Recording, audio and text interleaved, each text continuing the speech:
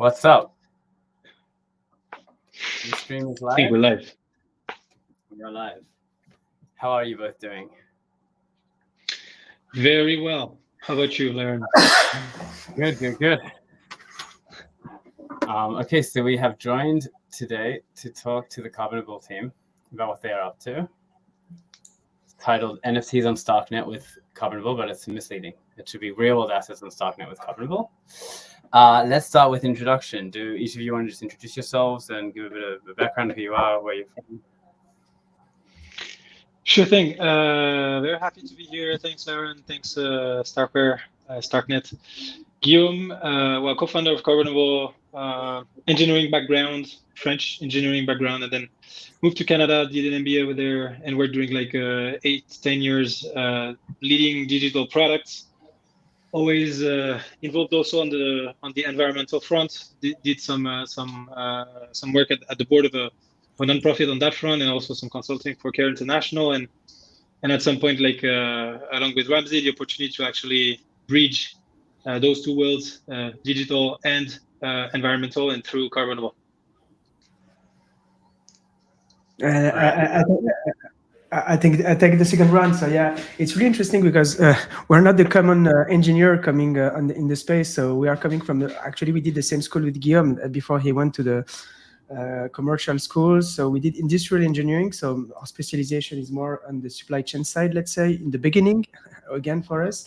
From my side, I stayed from this side of the force, let's say.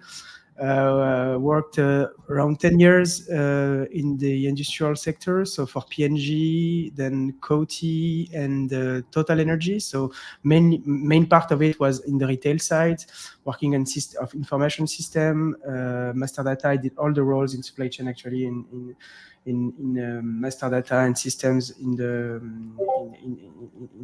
this case, and I finished by being the supply chain director for Europe, for France plus Benelux, to be honest, and it was some transportation variants on the Europe side. So we are pretty pragmatic, focused on operation, and when we talk with Guillaume, and I'm teasing a little bit the story that's after. So we saw that they could be like there was a gap in the ecosystem of the sustainability based on having the right informational systems to manage the assets. And actually, with what we came from, we had a lot of discussion with the players on the ground, let's say, and came with an idea of bridging integrity, scalable integrity with the real life usage, more supply chain applied to the real world assets that is specific to the environmental assets. And here we are with Carbonable. Awesome. You said a lot of stuff which we'll unpack. But firstly, how did the two of you meet? Like, you went to school together? Yeah, exactly. Like super simple. We were at the engineering school together, created bonds. Like we're friends. We've been friends for over now, 17 years or something. So yeah, it's been a while. We're okay. Wow. Yeah, long friends and partners, and yeah, so it came naturally. You muted, Larry. Ellie and Uri have joked to me that they spend more time. Co-founders spend more time with each other than husband and wife do. That's yeah. Okay, and then I want to talk higher level before Starknet. How did you get? What are carbon credits? You know, even I think people take for granted because it's in the news so often. Let's assume the average person listening doesn't even know what they are. What are these carbon credits? Who's buying them? What's the whole market looking like? It's a very good question. That's good to start with this actually. So not to over complexify things, there are two types of carbon markets. There is the regulatory carbon market and the voluntary carbon market. Regulatory carbon market is more so a cap and trade type of market where, you know, companies have a limit of emissions they can do. If they go beyond, they have to pay. If they go under, they can sell those good performance to other companies. So that's like the regulatory market. Are these limits set on a national level or like a international standards? So we are specializing more so on the other market, but to answer your question, indeed, like it's per type of, like it's per geography. There's not like an international, let's say, regulatory market. It's more so like pie type, like, so you have North America, you have EU, you have all of this. And so so the intent here really is to put a price on emissions and to, sort of put an incentive for companies to reduce their emissions. So that's one side of the carbon market, and that's the one that has been the most famous for. And there's been a lot of accusation of greenwashing, because the idea is like, okay, but where does the money of those taxes goes to? Like, the idea is like it doesn't go necessarily to actual like true solutions. It's more so like money generated based on emissions. And on the contrary, you have like the voluntary carbon market, and that has been designed to actually finance solutions that either absorb or avoid carbon credits, avoid carbon emissions. So to make it simple, it fits into what we call, like, what is called like the net zero road, that has been pushed by the EU, that has been pushed by the COP, COP28, and whatnot, like all the COPs like lately, where you have been like you've had like those commitments since Paris agreements of, okay, we need a common net zero by 2050 if we want to go below 2 degrees increase in the atmosphere. And so with that net zero, what does that mean? It means any company generates emissions, and those emissions, even if you reduce them at the maximum capacity, you will have what we call like incompressible emissions. You're a human, you generate carbon, we use computers, they generate carbon, any activities generate carbon in a way. So we can reduce them to the top to the minimal level, which is going to be like the incompressible level. And you will use those then carbon credits to actually counterbalance those leftover in terms of emissions. So what you cannot reduce, you will actually finance solutions that either absorb or avoid carbon emissions. And so another way to put it is like carbon credits in the voluntary carbon market is sort of like an asset that drives investments or funding into solutions that remove or absorb carbon. So they are like crucial. If you look at the latest reports on like by the biggest scientists of the world, IPCC or whatnot, these plays a critical role in our civilization to actually reach a okay level of global warming. Gotcha. Okay, so there's basically this whole market for you to get to net zero. You finance these projects, can offset your emissions, and you're a happy person. It's super interesting to understand that like this market has come up like I don't think I think I spoke to you a few weeks ago about it offline. I always imagined this world where you own the first direction, where you're basically paying fines effectively for emitting carbon. Here, emit your carbon, just be net zero through other efforts and finance those efforts, and that can create jobs and do good stuff for the world. But to this point, maybe it might lead to the next question is, so that is the concept, and the concept is really like per se virtuous. It's you finance solutions that help reduce global warming and stuff. This is really like well thought. The truth is, like, the execution is a different story. Since then, like the fact is, up to now, we could consider that this market has been and is still a little bit like the Far West, where you have countless of players, which are all disconnected, all stating things, but not necessarily like having like the data to actually prove it, or like reliable data to base your decision on. And so that's why that's one of like the big problem that we're resolving with Carbonable, is to bring data integrity, to bring proofs of validity. And so of course through Starknet, and Ramsey is going to be very well placed to explain like the ins and outs of this. But on top of that, it's also like to enable action. So reinforcing trust, because huge trust issue in this market, and reinforcing easiness of action, because right now it's super complex to understand and super complex to execute. So our mission really at Carbonable is and will be like to empower organizations and individuals, to move from environmental commitments to a provable action. So in here, there's really like action and provable. I think that, yeah, maybe just quickly on an addition, I think there is a big, it's key to understand a little bit the philosophy of the carbon credit, as Guillaume said, the importance of putting in our financial parts, including in the P&L, the cost of the pollution generated, the emission of CO2, to be able to balance it. The best theory we have, the better one, the scientific one, is to be able to achieve carbon neutrality. We should reduce, but also calculate a way to offset the emissions for the non-reductible. Okay, and my previous boss at P&G industry was saying there's no bad theory, there's always only bad execution.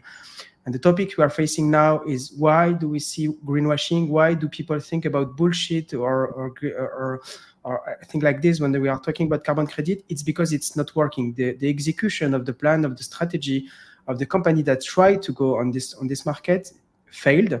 And we had like a lot of stories in the news. And all of this go to wrong execution, and wrong execution don't comes from the fact that people are trying to do things bad. It comes from the fact that people or organizations are limited in terms of capability. Are we in a space where the capability that is required right here, we are talking about traceability, about transparency, about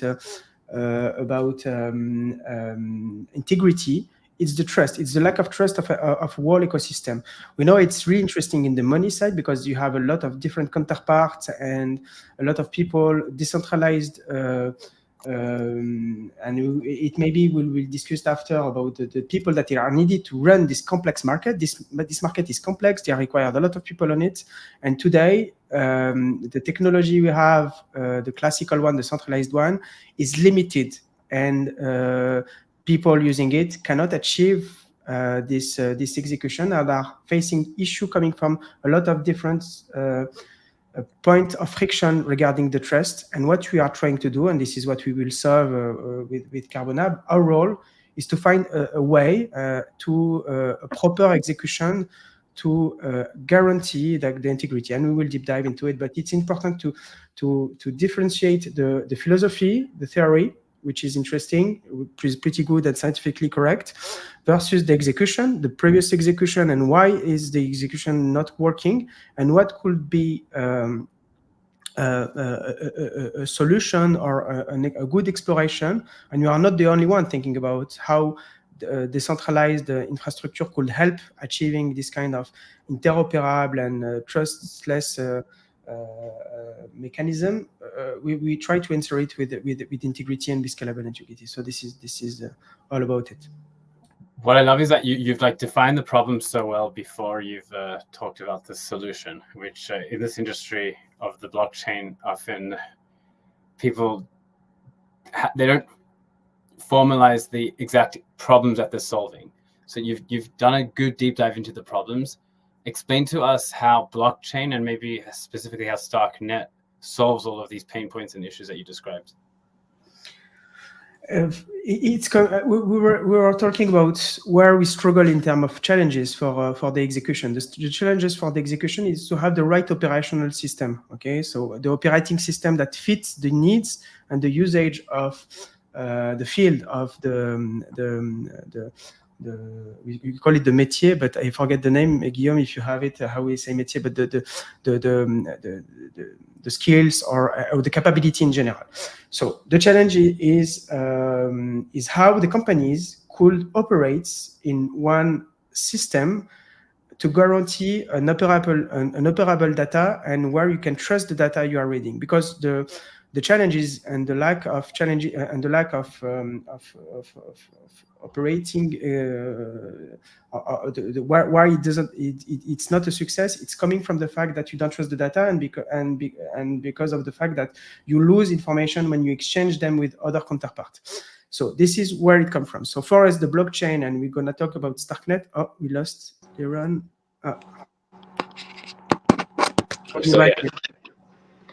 Okay, continuing on that topic, but the question was, I'm continuing the question on why we are using the blockchain, and it's a really interesting, important question. Why do we need the blockchain? So the layer of technology we are working on to provide the services is how we could. What is interesting in it is to provide integrity on the data, to have an operable data, to trust the data we are manipulating, the assets, but also to be able to interoperate with other counterparts. When you are talking about carbon credits, the end-to-end process is pretty huge. The life cycle of a carbon credit is pretty huge. It goes from the measurements, okay, to measure your emissions, to the funding, to the generation on a registry of the certifier, because this is not a tangible asset. The carbon credit is like a synthetic based on a certification made by a specialist of the market, what you call the certifier, that will put his legal certification on the fact that certain type of trees have been planted and that he recognizes it. And it went until the exchange for the brokers and the usage, and after the auditability. On that topic, you have many companies, many project holders, many certifiers, and so on. And so there is a lot of standards that are different. So why the blockchain? The blockchain the need is simple, is to provide like standards and integrity and security. Actually, the blockchain for us, it's like a database that provides the security and that is interoperable. So this is the secret. And when we talk blockchain, we are manipulating data. Okay, so we are doing applicative, like an ERP, what you are calling an ERP that is decentralized. It's not possible to. We need security, but we cannot pay a lot of money for simple transaction of data. There is no money in it, so it's only about costing. And when we are talking about security and cost and applicative, for us, it's simple to understand that what we need when we are doing is it's having access to scalable integrity. So how we can provide scalable security to data when we are doing applicative. And for us, the answer is pretty clear. It's whether we go on a layer 2 or even on an app chain. And for us, Starknet is the right challenger for that topic, because we are irritating from a security of Ethereum and having like access to a cost and a scalable access to accessibility to the security. And another topic that is interesting, but to be honest, it's not. We're here on Starknet for that topic, but the other point is regarding the energetical efficiency. The zero knowledge, when you are doing consensus, is meant to be like more efficient in terms of providing security when you are comparing security and energy consumed to provide this level of security. So a lot of things that make sense and value shared, that where we need to go on the blockchain and where it's important for us to be efficient in terms of energy consumption and access to integrity on a lot of data. That's a good point. I'm just thinking, laughing as you're saying it, like the irony of doing this on a proof of work blockchain. It would be very sad to see that happen. And maybe Guillaume, can you talk about the user experience? I assume that your target market is not a Starknet degen, or maybe also, but in addition to that, you're looking at non-crypto native teams, companies, individuals. How has their onboarding experience been like? That's a very good point. Just to summarize in a different way what Razia said, and it will actually go into that direction.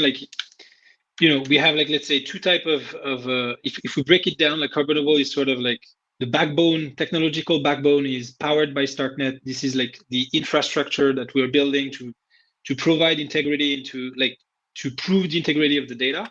And on top of that, we are building different applications and services that we offer to our targets. Our targets are indeed let's say, to summarize, we have two main targets. One, which is the historical one, the one we've started with, which was actually users, so funders being like individuals or like small companies. we provided them access, and we still do provide them access to trusted funding opportunities. So one part of the value prop that we offer is, okay, we're going to find great projects, trusted because they go through our technology, and you will be able to prove like the integrity of these projects from A to Z, and we will make it accessible, whatever the budget, by leveraging, let's say, some sort of like Web3 crowdfunding, if we make it simple. That's how we've started, and we still continue that because like there is a market fit, there is a strong need for individuals and for corporations of all sorts. Now, the second target is the one that we've developed recently, and the one we see also huge potential is actually like the ERP piece. And for that is like operating system for large corporations and large funds to operate their carbon assets. So if we make it simple, you're a company, you have like million tons of CO2 to offset every year. You will invest into like several projects, into several offsetting solutions. To manage all of this, all the different projects under one umbrella and monitor them and report on them, etc., is a nightmare today. What they're using is Excel sheets, and if not, nothing. So what we're doing is we're making it like we're modelizing those assets, bringing them all together under one umbrella, and helping them to drive their offsetting strategies from A to Z seamlessly and with integrity. And so in both cases, the UX is super key, like it's super important. For large corporations, our goal is actually like, blockchain abstraction in a way, because those users, they almost don't need to know, what is the technology below, and they don't need to have like those blockers of like a Web3 native type of application. So we're working hard on this to make it as seamless as possible for non-Web3 users to leverage Carbonable. And for the individual ones, which was like the first target that we discussed, we started as Web3 native.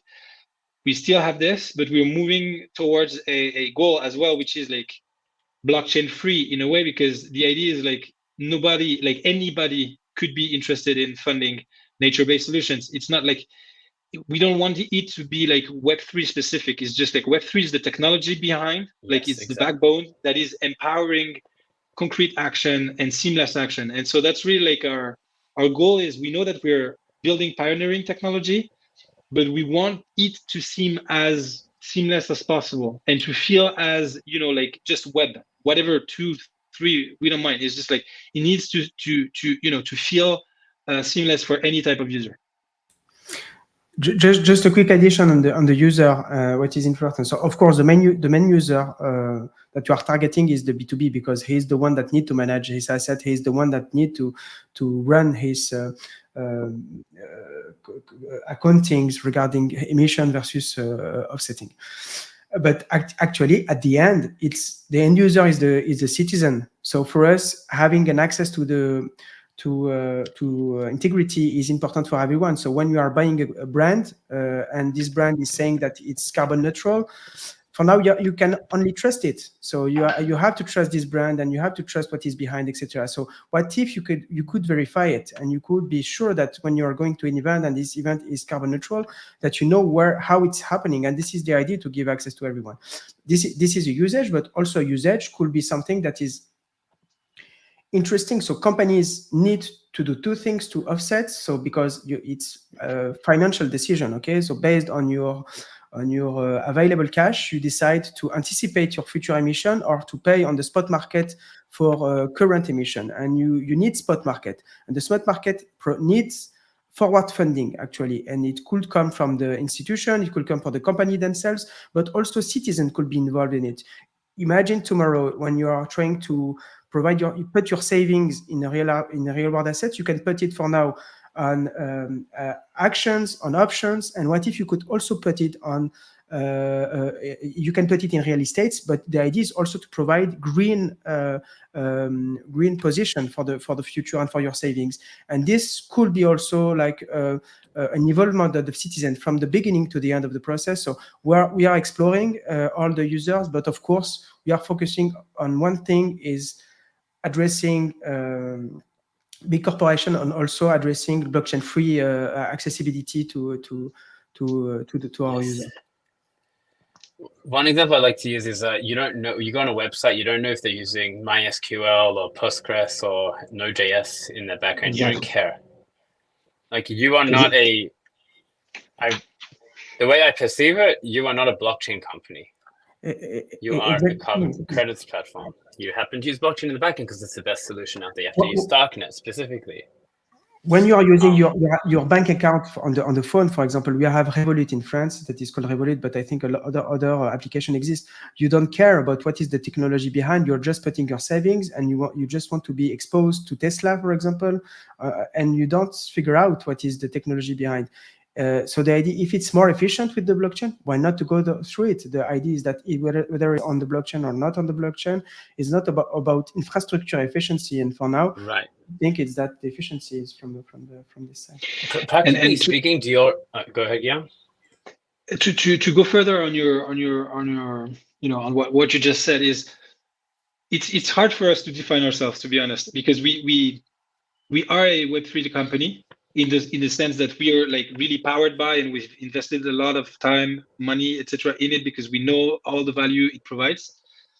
And also, indeed, like the end users don't care about it, like for the most part. So it's tricky because we define ourselves both, and on the Web3 front, like what pushes us even, why we don't want to say we're not a Web3 company is because what we're building is an infra, and this infra, so far is serving carbon offset as a purpose, because this is like the immediate need and most crucial need that we've addressed through this.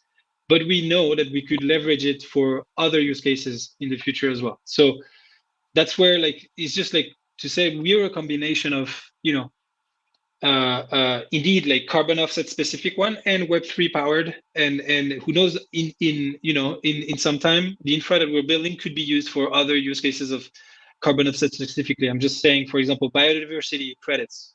This is another type of credits that will arrive. Water credits, generating proofs of integrity on the sustainability front from other type of data providers. There are so many, let's say, other use cases that we've identified already that we could leverage our infra for.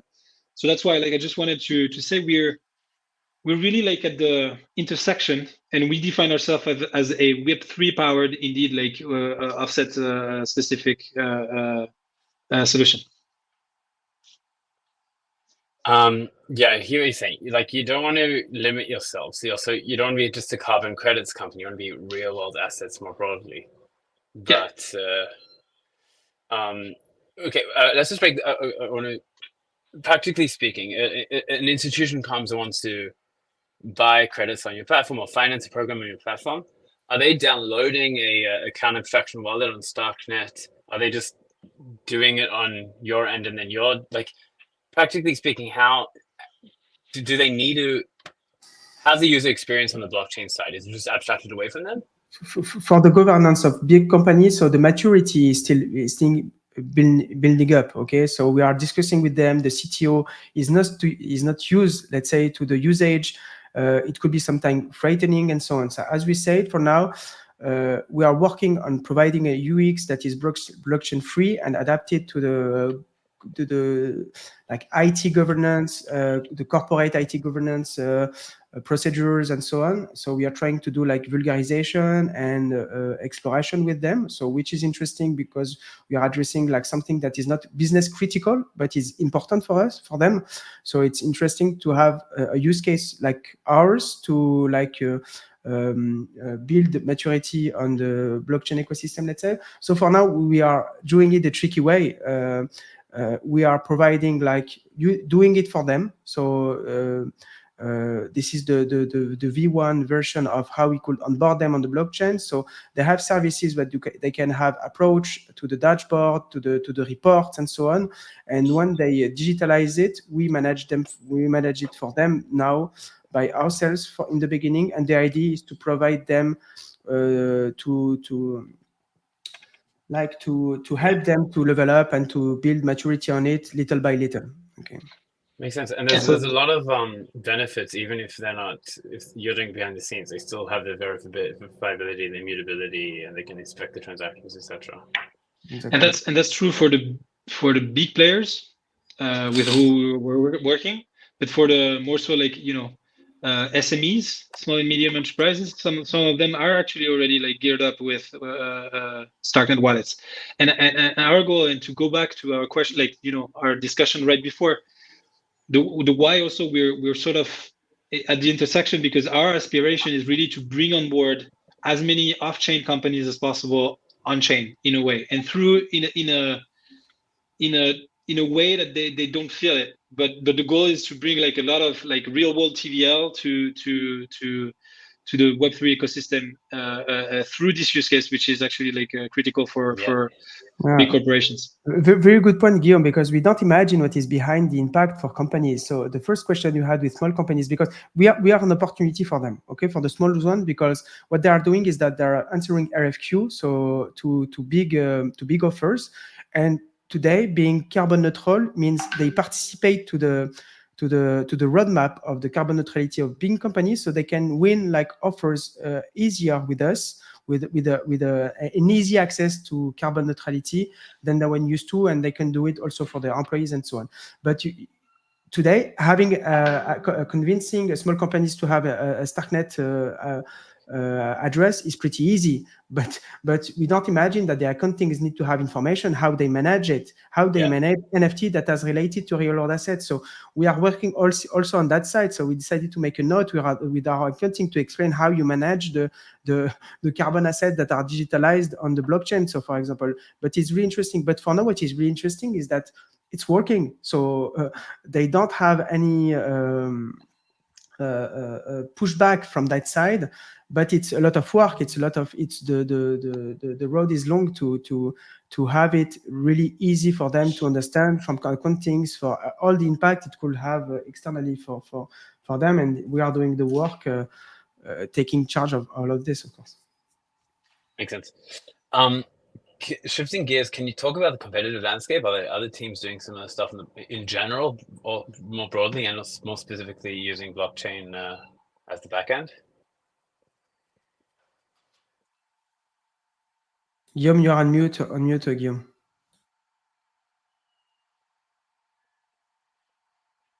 Yeah. So first and foremost, let's say overall, technological agnostic wise, we are some of the pioneers on the actual carbon assets management. There's been a lot of players playing there are a lot of players already into the helping companies find projects. That this is a market which is pretty, let's say, crowded. Once you've invested, how do you manage all of this? How do you make it into like a seamless resource planning system? We're pioneers, truth be told. There are not so many, and we are realizing that actually like all the big companies that are working with us are realizing the need as we speak. So we're sort of the first movers, let's say one of the first movers. And now obviously more and more companies are starting to realize that there is a big need, and of course they're starting to move on in that direction. That said, we have a very strong competitive advantage, is that we are Web3 native. We've started with this, and any other companies that are currently starting to move on that front are Web2 powered. And in that case, they don't answer one of the main need of the market, which is trust. And so that's why we think we have it's not that we think, we hear it from the different companies we're working with. We are first movers on the operational front, and we are ahead in the technological front. So that's we're in good position, let's say, to and this is our goal. Goal and simple is to become the authority in the carbon assets management. And so that's why also we are actually we're going to start a run show for a fundraising number 2. Actually fairly soon, because we've onboarded some giant companies.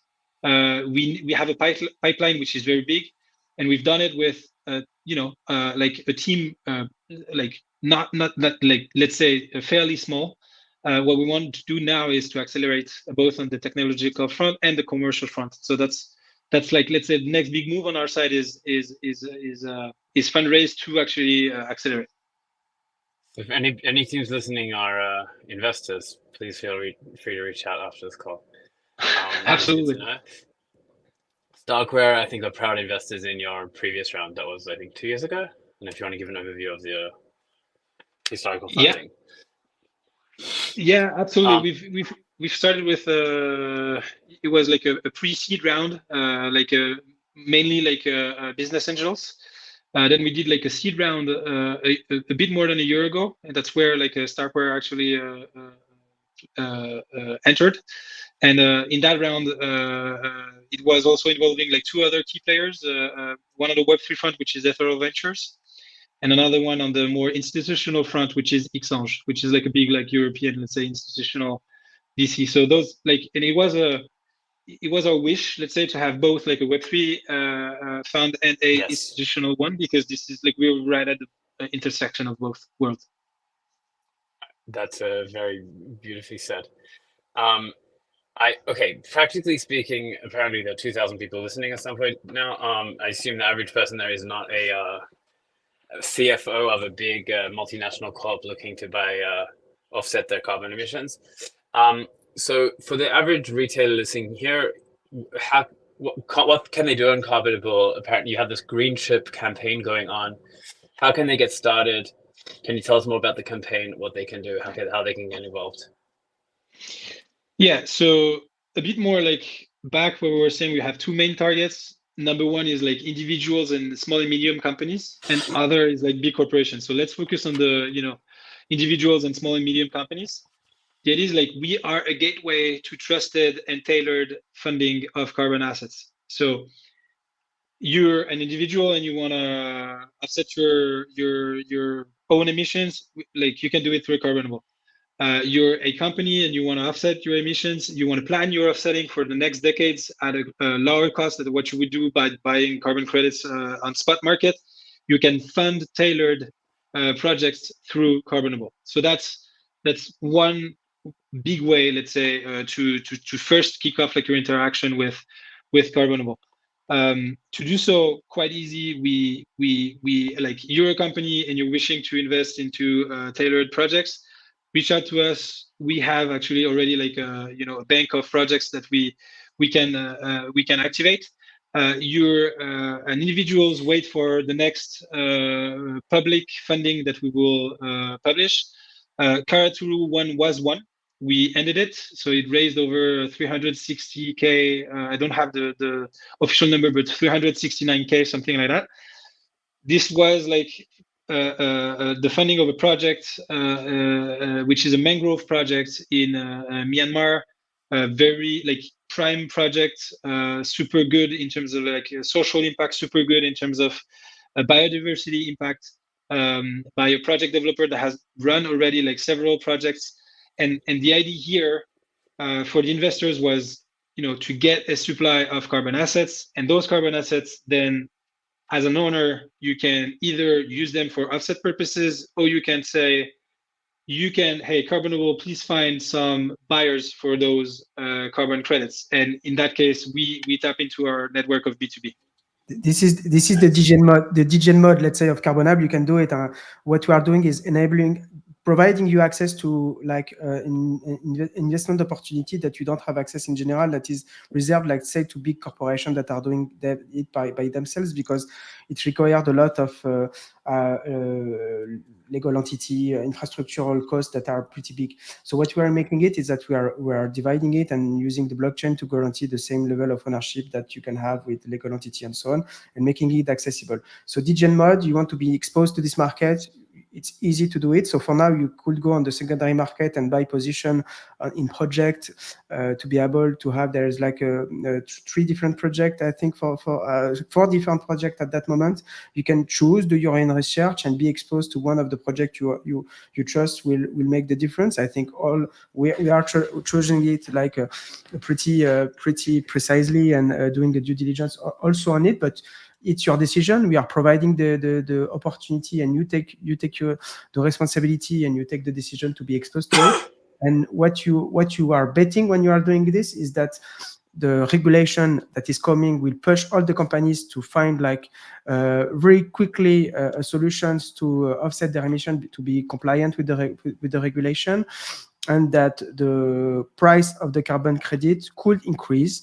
And if you want to be exposed on it, so in your degen, you can also take this scenario and be exposed it. And the idea what we are offering you with Carbonable is to do it like in the proper way, but also to expose you to the reality. So what you are at the core of what you are doing is the integrity. So if the project fails, so for example, when you are buying a house, if the house burns, you lose the opportunity, okay, because something happened to the house. When you fund a project of regenerative nature, if the forest burn, there is a risk. The risk is not huge, but there is a risk. If something happened, and we are putting the right thing to monitor the thing, because what will put the value in the carbon credit, it's the trust. The more trust you have in the carbon credit, the more cost efficiency it becomes. And this is what we want to provide. So it comes with a risk, so you can lose your things, but it's in line with the reality. And what you are offering with Carbonable is an infrastructure to be exposed properly to this market. And you can choose whether you want to be a degen and to invest in it and in the future and have your savings working for the planet and for your money, let's say. But you can also use it for cost efficiency and to say, okay, I want to be carbon neutral in 20 years. And I start today because it will cost really much more in the future. So I start being positioned today, and it will be like a good financial decision in the future. That's a good way to put it, and we use it, and like companies are using it, is the cost of inaction. Like all forecasts are clear, price is going to increase, and it's not like by 2 or 3. It's like all forecasts are saying like 10s and more. So the cost of inaction for a company to not act today is pretty significant. And so that's why like big corporations now are moving as of today, planning their net zero. And so that's why I think like more and more now, small and medium companies are realizing also that they should as of now. And if you look at this, like the cost of opportunity is actually vice versa for investors. And so that's why like not only like degens, you have actually funds. You have big funds which are investing in those nature-based solutions and like carbon removal projects, because they know that investing in a project right now is going to generate carbon assets, which value is going to increase like drastically over the next years and decades. So this opportunity is both like a risk for big companies and an opportunity for investors. And of course, like we are addressing both depending on the hats that you're wearing and you want to interact Carbonable with. Interesting. So if you want to buy some credits today, hedge your exposure for 20 years, whatever it is, go to Carbonable today. Very nice. We're running out of time. Do either of you want to share some final comments? What I didn't mention, we like probably some more formal announcements to go on around this, but Starkware as a company is in the process of purchasing carbon credits on Carbonable, both in the spot market and also in the financing category. And we are also on this journey, learning a lot about this whole world of carbon credits, of protecting the world, protecting the environment. And we discovered you because of Starknet, obviously, but it's been a nice journey and a nice outcome.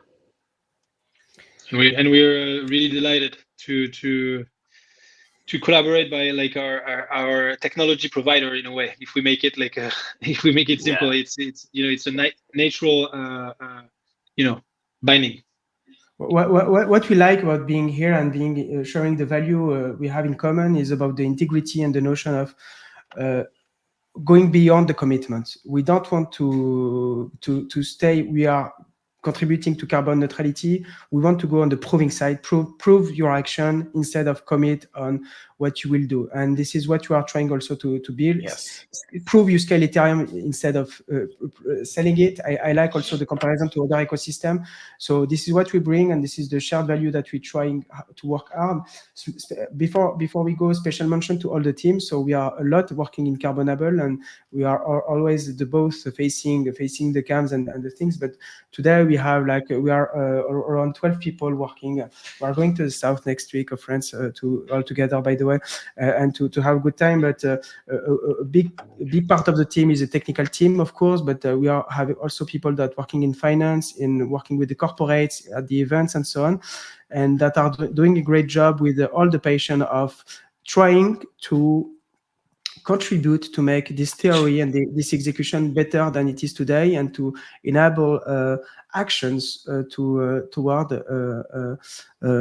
reducing carbon emission and finding ways to limit to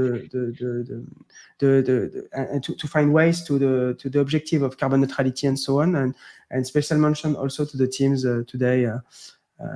It's also important, and it's also let know people that we are not only 2 and that we are 12 working on it. We are a young company, of course, but working with the major players on the industrial ecosystem and sectors, mainly in France for now, because Europe is maybe mainly leading the regulation toward this. Europe is good at doing a lot of regulation, but it have its good sides. So we try to be the standards, and we try also to lobby our standards to say, hey, this is how integrity could be included in a process, an end-to-end process, and the interest of having a scalable one is pretty interesting. So this is Awesome. Well, that was a great note to end off with. So if people want to learn more, they can check you out on Twitter, go to your website, and also reach out to me on the Starknet team. We can direct you over to the Carbonable team.